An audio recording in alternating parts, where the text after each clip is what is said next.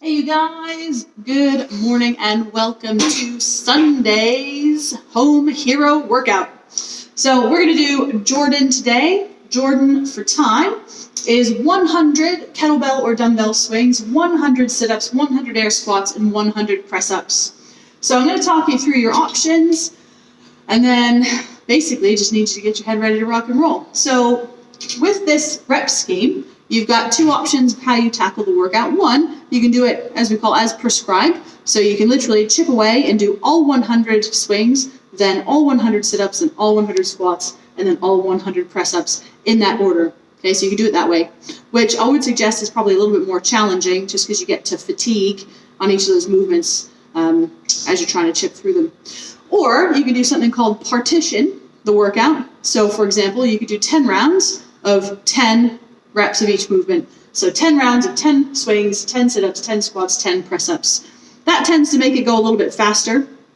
You don't quite get to that muscle fatigue stage as quickly or as dramatically. So that's one way to tackle it as well. I'm also going to give you the option, if you'd like, to scale up the movements, if you would like to make them weighted sit-ups and goblet squats or weighted squats, or you can even wear a weighted vest for all the movements, just to make it that little bit more challenging if you would like, okay? But at the same time, we can also scale it down for some of these movements. So let's just talk a little bit about scaling progressions for things like, I would suggest probably the press-ups as the main area that we might need to scale.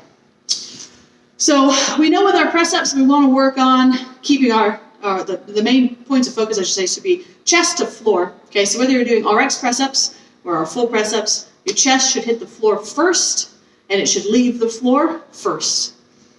It should leave the floor at the same time you're pressing away. If you struggle with full press-ups, then I want you to work on something called the negative. So we're going to work on actually lowering ourselves down so that our chest hits the floor first, but then you can press back up on the knees. Okay, so in this position, keeping nice and tight through my core, I'm going to shoot my elbows back, lower myself down, and then I'm just going to come up on the knees, but I'm going to get right back into that position again, and I'll do my press-ups that way. The next scale down from there, if you can do it, is to actually elevate yourself so that you're doing maybe your press-ups against the stairs or a sofa or something that's raised up so that we're pressing less of our body weight. The last option is to do them on your knees.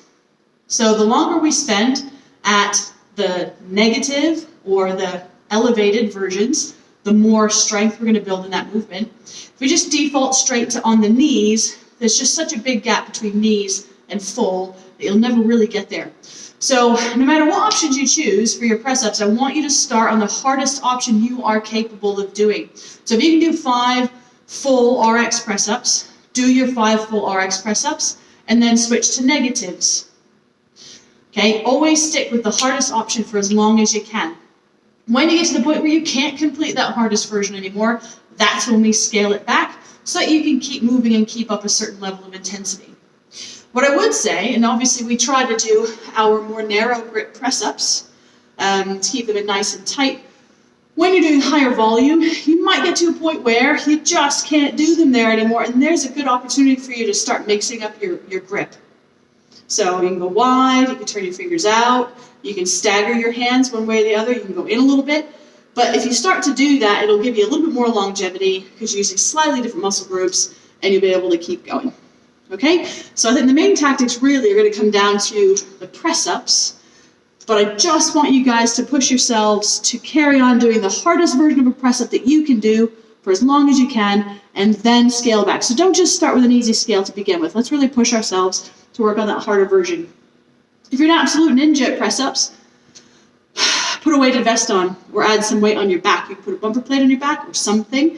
Okay, so we can make this more challenging and we can make it more suitable, totally depending on what level you're at. Okay, either way. So this is going to be a nice workout, mostly body weight, pretty accessible for everybody. So have a think about how you might want to tackle it. Have a think if you want to scale up, scale down, or organize yourself for any modifications you might need to make for any of the movements before we get started. If you have any questions, drop me a message or be ready to ask at the beginning of the class. Otherwise, see you on Zoom.